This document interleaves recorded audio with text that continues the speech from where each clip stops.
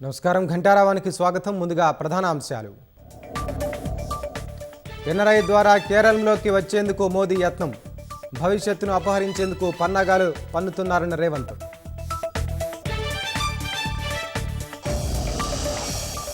కాంగ్రెస్ హయాంలో నిరుద్యోగులకు తీవ్ర అన్యాయం.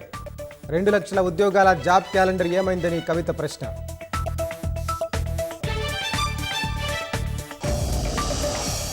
రాష్ట్ర వ్యాప్తంగా మూతపడ్డ చికెన్ షాపులు. కంపెనీలు కమిషన్లు తగ్గించడాన్ని నిరసిస్తూ బంద్కు పిలుపు.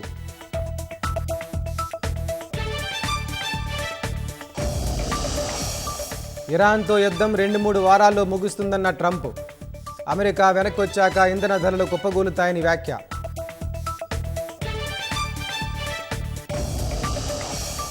పశ్చిమాసియాలో ఆరని యుద్ధ జ్వాలలు.